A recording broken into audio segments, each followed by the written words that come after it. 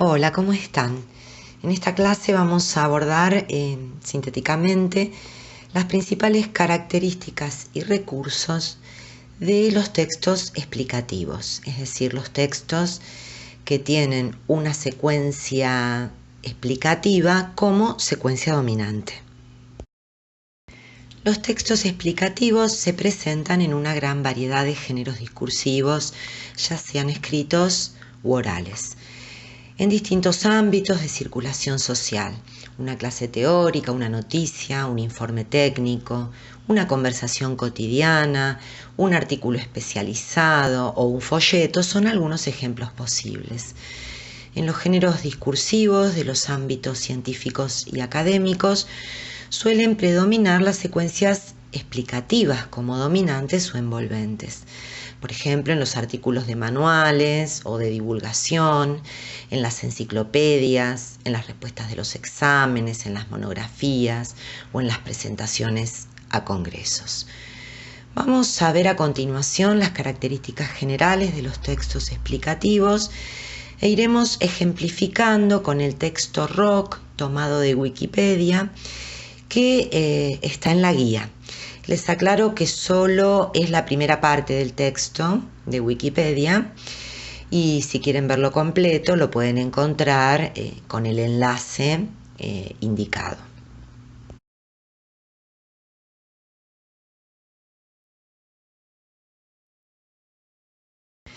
Los textos explicativos, en cualquier género que se presenten, se caracterizan por exponer y explicar conceptos pertenecientes a alguna rama del conocimiento, para que estos conceptos puedan ser comprendidos por los destinatarios previstos del texto.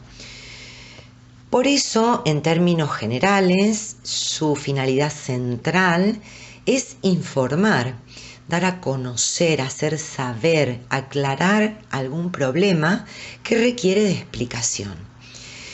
En el texto del ejemplo, ROC, la finalidad central y más evidente consiste en informar sobre el rock, su origen, los subgéneros que comprende y su relación con la sociedad. Generalmente son textos que suponen la existencia de información consensuada, es decir, aceptada como válida dentro de un ámbito determinado. Esta información se presenta como verdadera, aunque tal vez no lo sea, ya que lo que se busca establecer es una especie de negociación con los destinatarios previstos, en la que se tome como legítimo, como autorizado lo que se está explicando. En nuestro texto sobre el rock, la información transmitida se presenta como un conocimiento que fue investigado, que es aceptado. Observen que los enunciados son todos declarativos, no hay preguntas, deseos, órdenes. Además, los verbos están en modo indicativo. En definitiva, se afirman ideas y no se cuestiona ni se pone en duda nada de lo que se explica. Incluso les aclaro que al final del artículo se especifican las fuentes bibliográficas utilizadas en la investigación sobre el tema. Como consecuencia de que la información se presenta como aceptada y no está abierta a la controversia, al debate, a las opiniones en definitiva, tienden a mostrarse como textos objetivos, neutrales, en los que predomina la búsqueda de la verdad, por lo que el emisor toma distancia y evita mostrar posturas personales sobre el tema explicado, por lo que es muy común encontrar en ellos citas de autoridad, es decir, citas de autores que son reconocidos socialmente en el tema tratado, y además a veces se especifica un marco teórico de los conceptos explicados para mostrar que lo que se está exponiendo forma parte de una teoría que ya es aceptada o al menos conocida. En el texto ROC no se muestran opiniones personales y, para evitarlas, se recurre a ciertos recursos como las citas, por ejemplo, como pueden observar ahí en la parte que dice referida como la era dorada o el periodo del rock clásico, ¿no? Ese referida es que lo dicen otros refieren y por eso aparece entre comillas era dorada o rock clásico, es decir, el locutor no se compromete con esas afirmaciones. También se recurre a la aclaración de las fuentes bibliográficas que, como ya les dije, están reseñadas al final del artículo. Después veremos que estas características determinan el uso de ciertos recursos del lenguaje que vimos en la clase sobre el nivel enunciativo. Concretamente determina el uso de la estrategia de la persona ausente en muchos casos. Por otra parte, hay una clara diferencia entre los interlocutores, entre el locutor y su destinatario previsto. Se da entre ellos una relación que comúnmente se denomina asimétrica, en el sentido de desigual, ya que el emisor, el locutor, suele ser un experto, un especialista, un estudioso del tema, mientras que el destinatario previsto es neófito, es decir, inexperto o principiante, sabe menos, sabe poco o no sabe nada.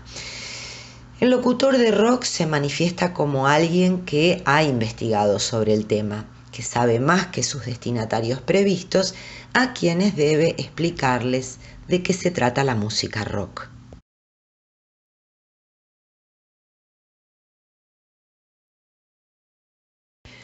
Como resultado de las características generales que vimos anteriormente, existen ciertas características lingüísticas y estructurales comunes a las secuencias explicativas. En primer lugar, como ya anticipé, la tendencia a la objetividad se pone en evidencia en el uso de estrategias enunciativas, como la persona ausente, por la que suelen estar escritos en tercera persona gramatical. Y es común que esta persona alterne, en muchos casos, con el uso del nosotros de modestia o el nosotros inclusivo. También es frecuente el uso de las formas impersonales, formas verbales como existen, hay, resultan, es posible, es seguro, formas pasivas o con el pronombre se. El eje temporal suele ser el tiempo presente, fundamentalmente con valor genérico, equivalente a ahora y siempre. En el texto de nuestro ejemplo, en las formas verbales, como por ejemplo es, agrupa, tiene, se centra, podemos observar el uso de la tercera persona y el presente como tiempo eje, tiempo a partir del cual se usan formas del pasado para marcar anterioridad, como se nutrió, se ha centrado, etc. También podemos observar el uso de formas impersonales con se nutrió, se centra, se ha vuelto, y formas en voz pasiva, como ha sido asociada o es usualmente vista. Suele haber un predominio del lenguaje específico, técnico, denotativo, es decir, un lenguaje que evita las dobles lecturas, las metáforas o ambigüedades, que se ajusta estrictamente a la realidad conocida de forma clara y precisa para que pueda ser comprendida. En resumen, se evita el uso de términos subjetivos y de modalizaciones apreciativas que puedan poner de manifiesto una posición personal. Algunos ejemplos de este tipo de lenguaje en el texto rock son, como vemos acá, compás de 4x4, estructura verso-estribillo, subgénero, fusión, además de todos los términos específicos que aparecen a lo largo del texto para designar los subgéneros como el pop punk, el rap rock y el new metal. La estructura de las secuencias explicativas suele ajustarse al esquema pregunta-respuesta. Las preguntas a las que se pretende responder pueden darse en forma explícita o implícita. Por ejemplo, Hay textos que comienzan con una pregunta directa, explícita, ya sea en el título, en el primer párrafo o también posteriormente en párrafos sucesivos.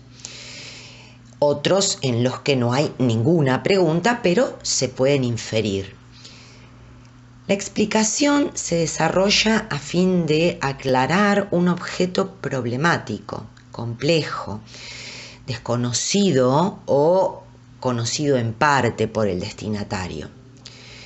Para convertirlo en un objeto comprensible y conocido, se despliegan una serie de procedimientos o recursos discursivos como la definición, la ejemplificación, la reformulación, entre otros que vamos a ver después.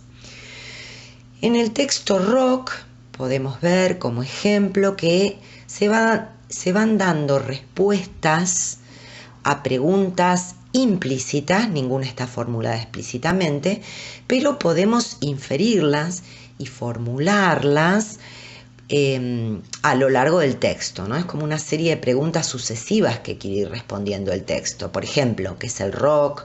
¿Cuál es su origen? ¿Cuáles son sus principales características? ¿Cuáles son los distintos subgéneros que presenta? ¿Qué relación tiene con la cultura y la sociedad?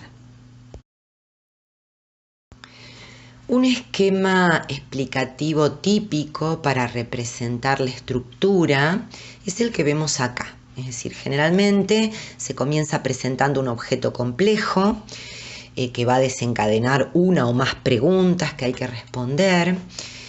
Eso provoca que se desarrolle una explicación, que sería la manera de ir dando respuestas a las preguntas, para llegar a un objeto explicado, conocido de alguna manera, ¿no? Puede haber un cierre, un comentario, una conclusión, depende del género que se trate. Tanto la explicación, el desarrollo explicativo como el cierre implica todo un proceso que involucra una serie de procedimientos discursivos que veremos posteriormente. Es importante que tengan en cuenta que un texto a lo largo del desarrollo explicativo puede ir abriendo nuevas preguntas siempre, implícitas o explícitas, con sus respectivas respuestas, como ocurre en el texto que usamos de ejemplo. Además, también hay que tener en cuenta que de las tres partes contempladas en este esquema, solamente la explicación, el desarrollo explicativo, es la fundamental y la que no puede faltar, porque es lo que caracteriza la secuencia explicativa. Las otras son opcionales y, como ya dije, dependerán en muchos casos del género discursivo del que se trate. Si aplicamos este esquema estructural al análisis de nuestro texto, podemos identificar cada una de las partes aproximadamente como sigue. Hay una presentación del objeto, que en este caso es el rock, en el título y en la primera oración del párrafo 1. Luego se abre el desarrollo explicativo que abarcaría desde la segunda oración del párrafo 1, la que comienza con tiene sus raíces en el rock and roll, hasta la segunda oración inclusive del párrafo 3, del último párrafo, la que comienza con de manera similar la cultura punk, bla bla bla. El cierre se da con un comentario final, una especie de comentario es lo que actúa como cierre, en la última oración de este párrafo 3, ¿no? La oración que empieza con heredera de la tradición folclórica hasta el final. Ahora, a continuación, vamos a detenernos en algunos de estos recursos o procedimientos discursivos más usados que vemos acá y que caracterizan el desarrollo del proceso explicativo.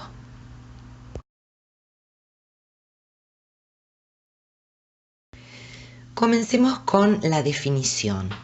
Es uno de los recursos más utilizados. Es frecuente que el desarrollo de una explicación comience con una o más definiciones sobre el objeto que hay que explicar.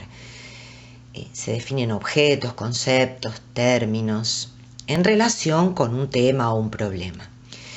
La definición es un procedimiento que vincula dos términos que son semánticamente equivalentes, es decir, se parecen desde el punto de vista del significado.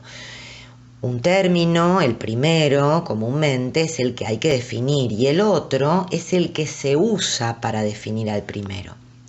El tiempo usado, por supuesto, suele ser el presente del indicativo con valor genérico atemporal, ya que se parte del supuesto que en una definición aparecen conceptos que no se modifican con el paso del tiempo.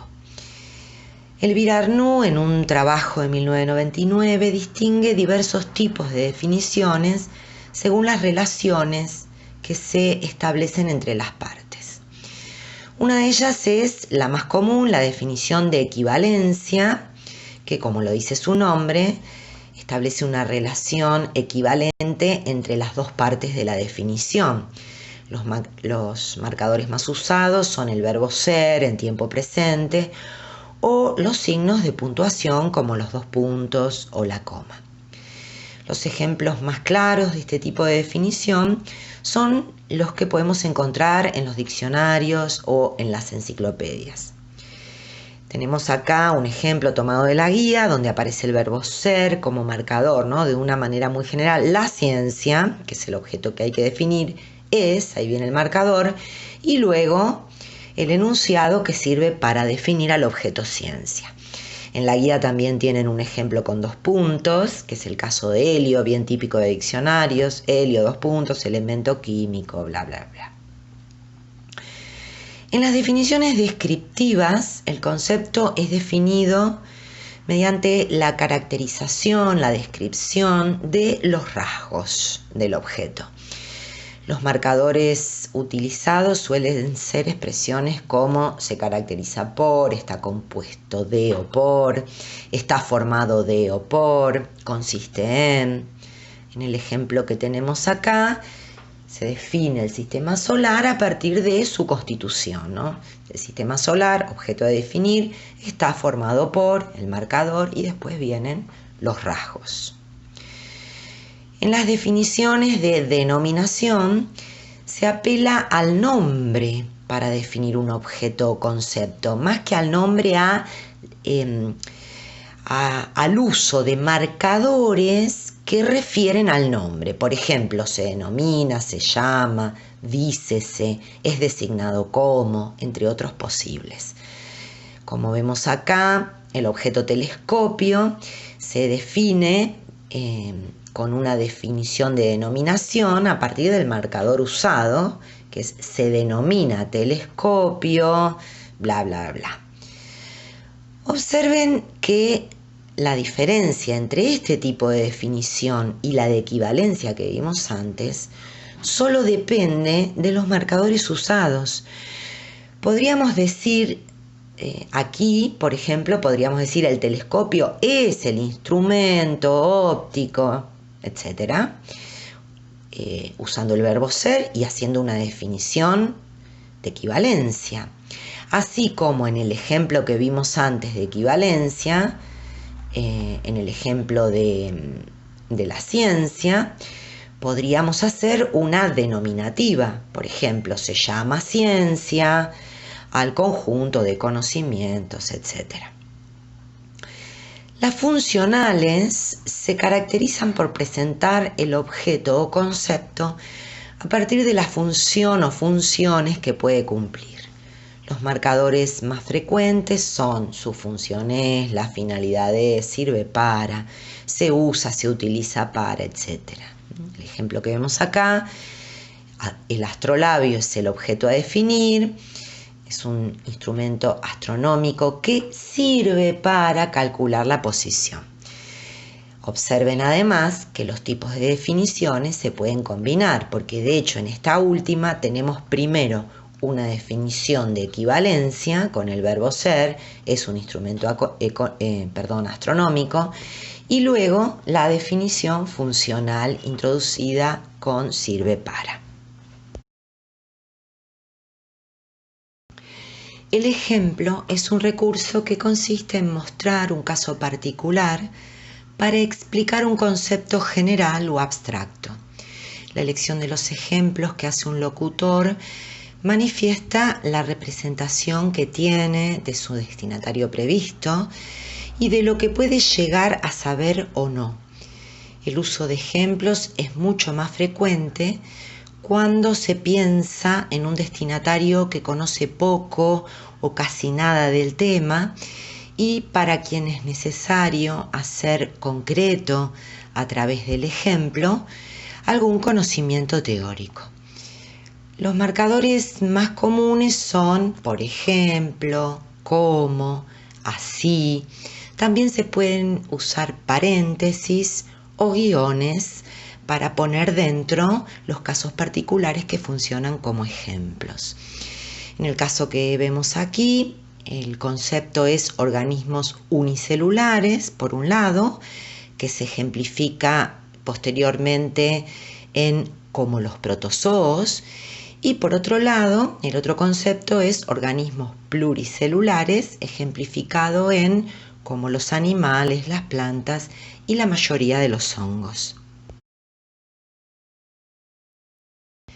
La reformulación, también conocida como paráfrasis, consiste en reiterar un mismo concepto o parte de ese concepto, pero de otro modo, es decir, se repiten con otras expresiones, otras palabras, los conceptos que deben ser aclarados porque pueden resultar muy complejos o porque debemos reforzar ciertas cuestiones que son centrales en el desarrollo explicativo. La reformulación tiene básicamente dos partes: el concepto que hay que reformular y su reformulación o paráfrasis. Entre estas dos partes encontramos ciertos marcadores específicos. Los más comunes son es decir, esto es, en otras palabras, dicho de otro modo, etc. Pero también podemos encontrar otros más específicos aún, como así, por consiguiente, en ese sentido, en resumen, entre otros que verán más detalladamente en la guía. En el caso que tenemos acá, el concepto que hay que reformular es el que aparece subrayado. El volumen de gas llegaría a 0 a 273,15 grados centígrados bajo cero.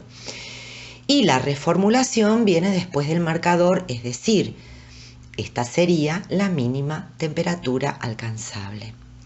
Como habrán podido observar también, en esta explicación de la reformulación estuve usando reformulaciones como en varias partes de la clase.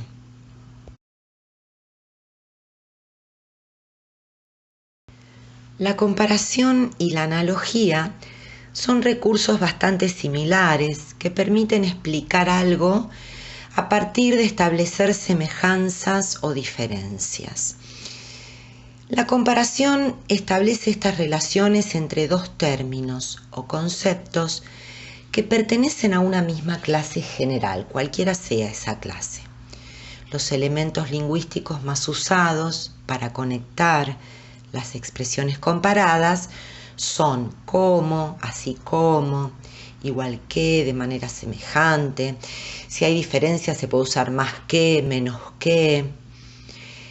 En el ejemplo que tenemos aquí, vemos que el concepto subrayado, la mente, es lo que se va a comparar con otro objeto, que son las valencias del oxígeno o el anillo de benceno. El marcador que los conecta es de igual manera. Observen que se comparan dos objetos diferentes, pero que pertenecen a una misma clase general, según el locutor, la clase de los mecanismos físicos. La analogía es un tipo especial de comparación. Consiste en relacionar un objeto de conocimiento que puede ser problemático, complejo, abstracto, con otro objeto que se considera más conocido, más simple o más concreto para el destinatario. Mientras, como vimos recién en la comparación, se establecen relaciones entre elementos de una misma clase general, En la analogía, los términos relacionados pertenecen a clases o dominios diferentes. En el texto que tenemos acá se realiza una analogía entre los denominados principios y parámetros de la facultad del lenguaje con una red compleja e intrincada de un conmutador que tiene una serie de interruptores. Les aclaro antes de seguir que esta propuesta de Noam Chomsky plantea que los seres humanos nacemos con lo que él llama la gramática universal, que estaría compuesta por una serie de principios que son condiciones muy generales de buena formación de las oraciones para todas las lenguas humanas. Esos principios en contacto con la experiencia, con una lengua particular, como el inglés, el francés o el español, adquieren valores diferentes. Esos valores son los parámetros, ¿sí? Entonces, según el parámetro con el que entre en contacto un principio, por ejemplo, un principio es el principio de predicación. Todas las lenguas humanas construyen sus oraciones con sujeto y predicado. Todas, no hay ninguna que no lo haga. Ahora, este principio puede adoptar diferentes valores. Hay lenguas que admiten que el sujeto no se pronuncie, como el español, cuando decimos estoy cansada, sin ponerle el sujeto. Eso es un parámetro.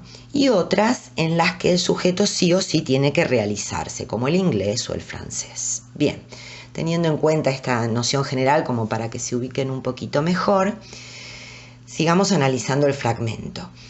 La analogía responde a una figura que estableció Aristóteles en el siglo clásico, en la época clásica griega, ¿no?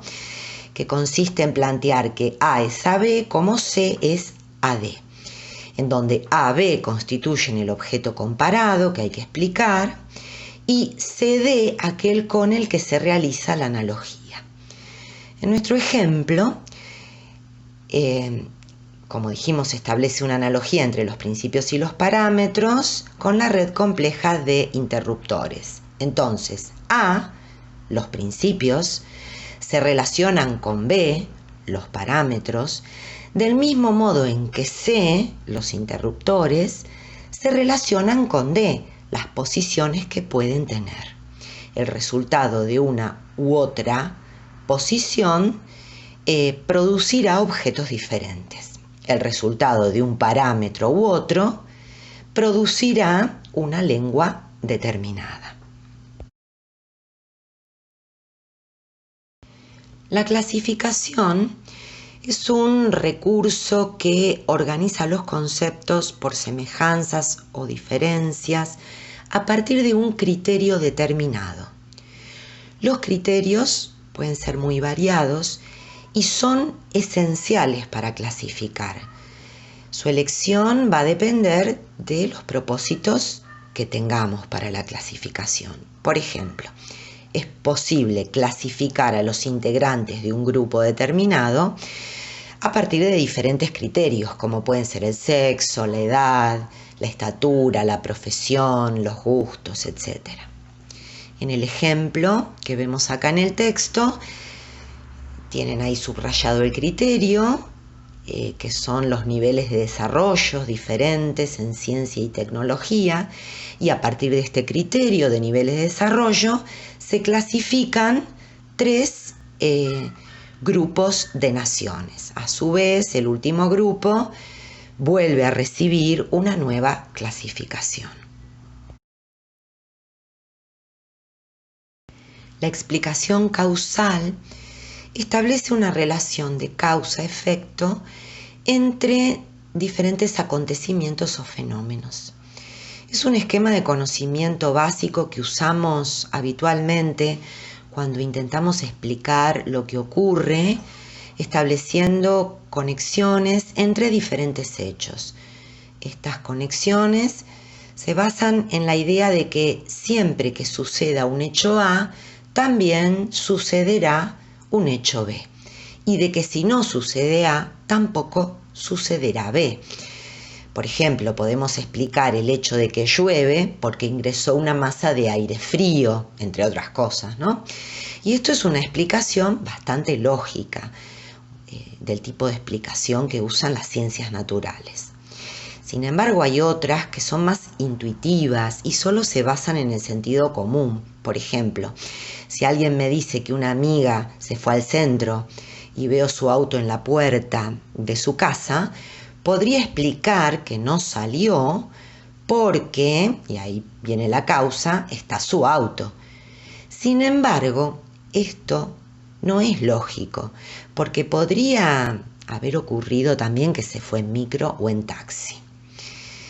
Existen entonces diferentes tipos de explicaciones causales. Las que utilizan las ciencias son generalmente lógicas y se basan en hechos comprobables.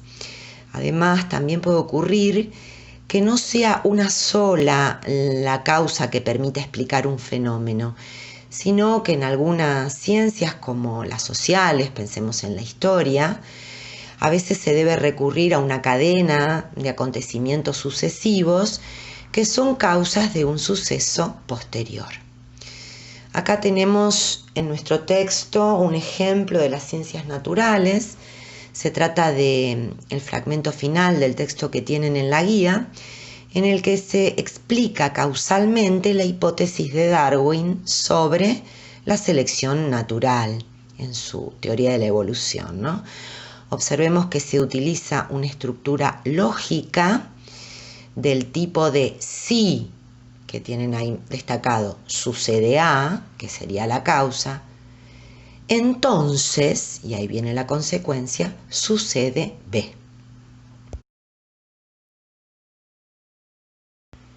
Las citas de autoridad permiten explicar un concepto citando una voz autorizada y reconocida sobre un tema en un ámbito determinado, cualquiera sea. De esta manera, el locutor le da legitimidad a su propio discurso en un área del saber y además toma distancia de lo que afirma, manteniendo una postura neutral frente al tema. Esto permite muchas veces dejar de lado la posición personal, la subjetividad y ponerla en el discurso citado, en el que incluimos dentro del propio texto. Sobre la cita ya hemos trabajado en otras clases. Acá tenemos un ejemplo de una cita en estilo directo, marcada por el uso de las comillas, del lingüista Noam Chomsky, que es una autoridad reconocida mundialmente en el campo de los estudios del lenguaje. El propósito del autor de este fragmento de Mendivil, que cita a Chomsky, es explicar un tema problemático, que es precisamente la hipótesis innatista sobre la adquisición de las lenguas.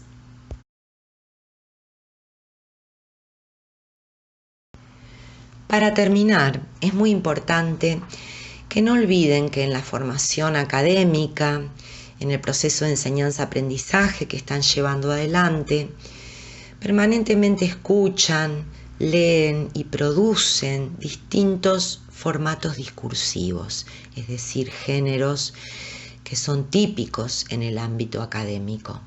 Las clases teóricas, como esta que acabamos de tener, las guías de estudio, las respuestas de exámenes y de trabajos prácticos o de aplicación, los informes, las monografías, las exposiciones en clase, son algunos ejemplos. En cualquiera de ellos suele predominar la secuencia textual explicativa que acabamos de analizar. Les propongo que observen, por ejemplo, cualquiera de las guías de estudio que fuimos utilizando, o esta misma clase teórica o cualquiera de las otras de los videos que estamos usando, y observen que las explicaciones recurren a los recursos y estrategias que estuvimos abordando.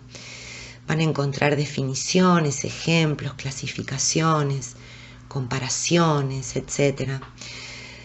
Como así también van a encontrar estrategias de distanciamiento que tienden a evitar mis posturas personales en este caso, y por lo cual recurro a citas de autoridad, a referencias a fuentes, borro las marcas subjetivas, uso la tercera persona o el nosotros de modestia, entre otras.